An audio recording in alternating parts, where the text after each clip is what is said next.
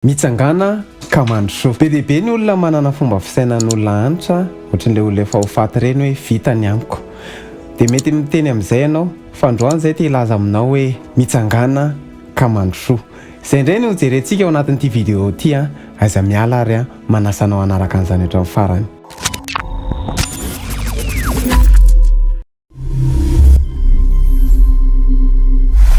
Finaritra tompoko lahy sy tompoko vavy fiadanan'i Jesosy fa antsika rehetra tompoko mitsangana ka mandrosoa. Matetika isika rehefa mahita olona antitra be ireny dia mieritreritra izy hoe vita ny amiko. Mampalahelo fa be dia be ny kristianina manana an'izany fomba fisainana izany hoe vita ny amiko. Fa iza moa miteny aminao hoe vita ny aminao? Be dia be ny kristianina manao tahaka ny Adama sy Eva. Ovakitsika ny Genesis 3:7-10 ny ten'Andriamanitra amin'ny anaran'i Jesosy hoe dia hoy izy nandrehanao nandehandeha teo amin'ny saha dia natao ohatra satria mitanjaka ka dia nihery. Iza moa ny teny any Adama sy Eva hoe nitanjaka izy?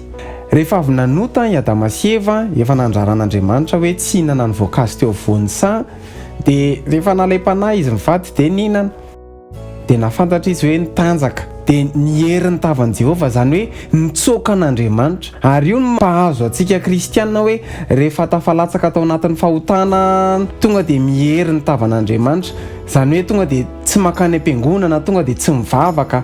Ary io mandositra fotoam-bavaka io zany efa hatramin'ny andron'ny Adama sy Eva. Dia ozy izy ianao hoe vita ny amiko. Iza moa ny teny ianao hoe vita ny aminao? Hoy Andriamanitra mbola tsy vita ny aminao. Noho izany aza velanakana anao ny fahakiviana. Raha voalavo ianao dia mitsangana.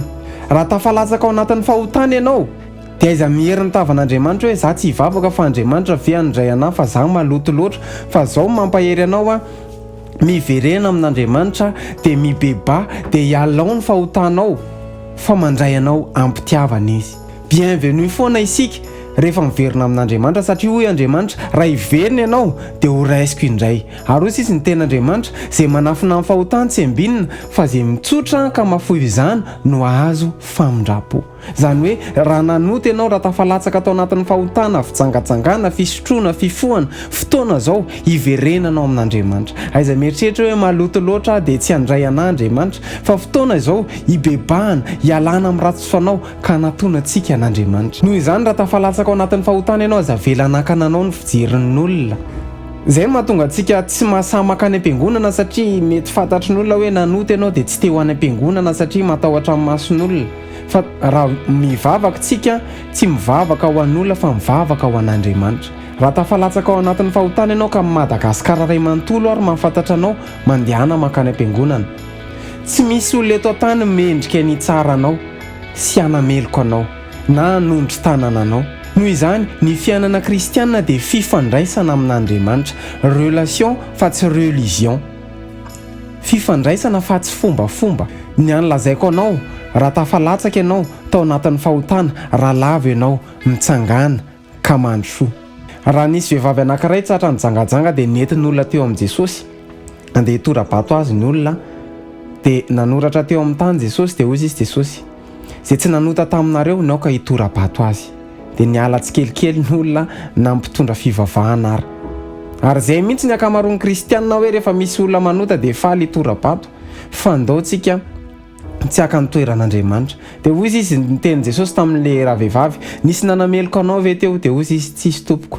Dia hoy izy ny tenin' Jesosy aiza manota intsony ary. Raha tafalatsaka tamin'ny fahotana ianao androany dia aiza mamerina intsony, aiza manota intsony. Tsaroa fa Andriamanitra dia tsy tia fahotana fa Andriamanitra dia tia ny mpanota. Noho izany mibeba, miverena amin'Andriamanitra. Ny fanahy masina ny anampy anao, aiza complexé, aiza disqualifiena ny tenanao, aiza kivy fa mandrosoa, mitsangana ka mihazava fa tonga ny fahazavanao. Raha nafinaritra anao ny vidéo dia aiza misalasala, milike sy micommente sy mipartage satria isan-kerinandro izahay dia manao vidéo tahaka izao dia raha mbola tsy abonné amin'ny page ianao dia manasa anao hisabonina amin'ny page. Veloma tompoko.